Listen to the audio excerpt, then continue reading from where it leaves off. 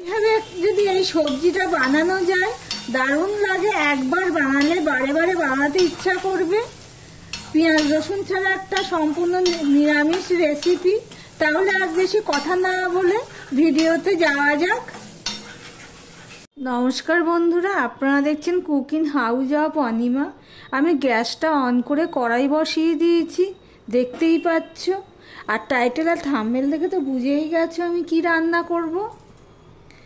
এখানে দেখো আমি নিয়েছি আলু, মিষ্টি কুমড়ো, শিম, একটা গাজর আর বিট ছিল, সেটাও আমি ছোট ছোট করে কেটে নিয়েছি। আর নিয়েছি ফুলকপি, আর নিয়েছি বেগুন, আর এখানে নিয়েছি টমেটো। কড়াইটা গরম হয়ে গেছে। সবার প্রথমে আমি দিয়ে দিচ্ছি সাদা তেল। আমি এই বানাবো টক মিষ্টি ভেজ রেসিপি, সম্পূর্ণ পেঁয়াজ রসুন ছাড়া একটা রেসিপি। এটি খেতে টক টক মিষ্টি মিষ্টি হবে। দেখতে থাকো বন্ধুরা। দেখো তেলটা গরম হয়ে গেলে আমি এখানে একটু নুন দিয়ে দিলাম, আর সামান্য একটুখানি হলুদ দিয়ে দিলাম।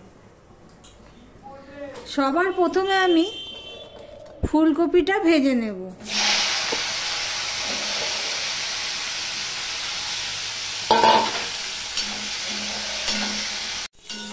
দেখো বন্ধুরা, ফুলকপিটা ভাজা হয়ে গেছে। এবার আমি এটা তুলে নেব। এই পর্যন্ত যারা আমার ভিডিওটি দেখছে লাইক দিয়ে কন্টিনিউ করো। ফুলকপিটা ভাজা হয়ে গেলে এখানে যে বেগুনগুলো আছে সেগুলো আমি দিয়ে দিলাম। প্লিজ বন্ধুরা একটা লাইক দিও। তোমরা ভিডিওটি দেখতে একটু লাইক দিতে ভুলে যাও।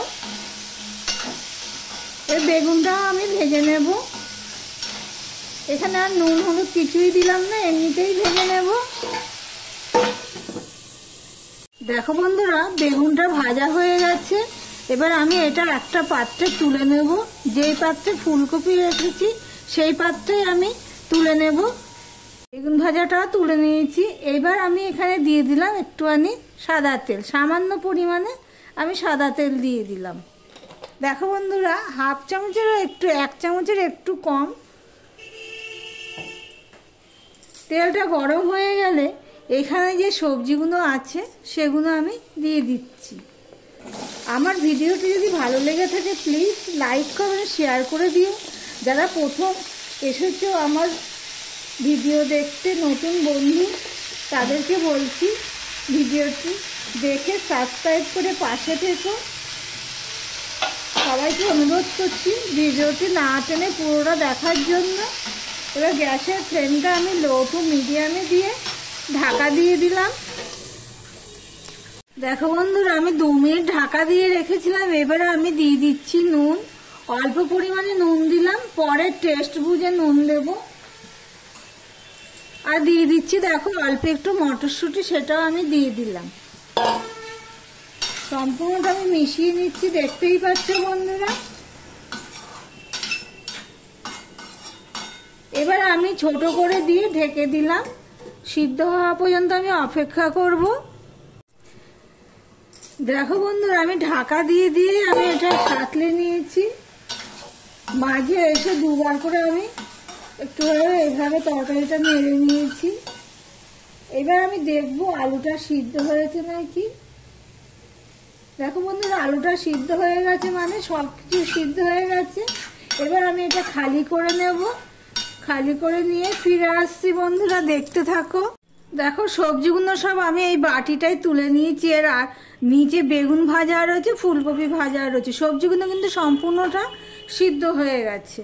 এবার আমি দিয়ে দিলাম সর্ষে সাদা তেল।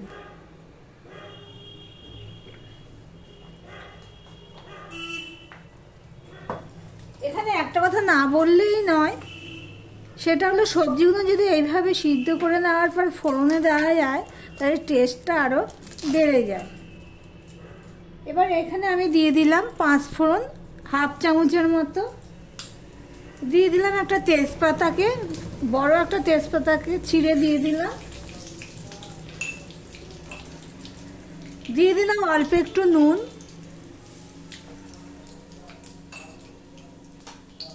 আর দিয়ে দিলাম একটু হলুদ। দিদি দেখো ফোড়নটা হয়ে গেছে। এবার আমি এখানে দেখো আদা আর কাঁচা লঙ্কা, আদা আমি 1.5 চামচের মতো আদা পেস্ট নিয়েছি আর 4-5টা কাঁচা লঙ্কা নিয়েছি। কাঁচা লঙ্কা কিন্তু খুব একটা ঝাল নেই, সেই জন্যই দিলাম। এই তরকারিটা কিন্তু মিষ্টি মিষ্টি হবে, সেই বুঝে তোমাদেরকে ঝাল দিতে হবে। দেখো আদার ফোড়নটা হয়ে গেছে। এবার আমি দিয়ে দিলাম বেশ খানিকটা টমেটো।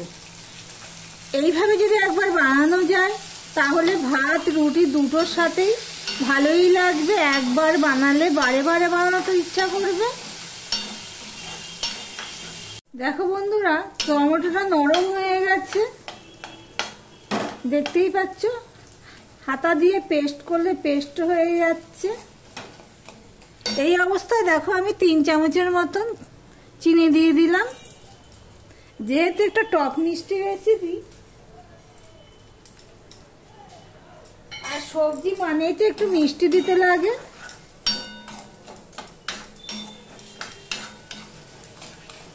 টমেটোটা আমি হাতা দিয়ে আর একটু পেস্ট করে দিলাম।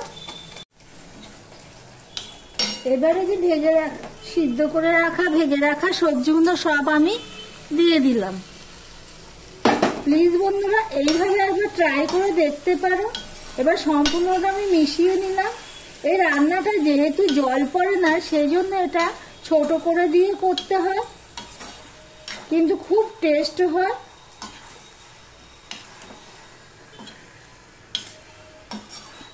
সম্পূর্ণটা মিশিয়ে নিলাম আমি, দেখতেই পাচ্ছ বন্ধুরা। এবার আমি এটা ঢাকা দিয়ে দিলাম। দেখো বন্ধুরা 3 থেকে 4 মিনিট আমি ঢাকা দিয়ে রান্না করে নিয়েছি। মাঝে এসে একবার আমি এইভাবে ঘেটে দিয়েছি বা নেড়ে নিয়েছি, যাই বলো না কেন।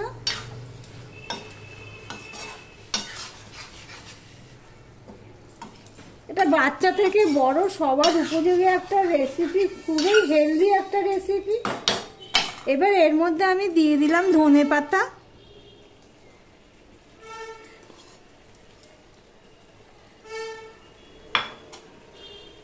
ধনেপাতাটা দিয়ে আমি সম্পূর্ণটা এইভাবে মিশিয়ে নিচ্ছি, দেখতেই পাচ্ছ বন্ধুরা।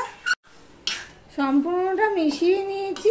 এবার আমি গ্যাসটা অফ করে দিলাম আর ঢাকা দিয়ে স্ট্যান্ডিং টাইমে আমি রেখে দিলাম। ভিডিওটি আজকের মতো এখানেই শেষ করলাম।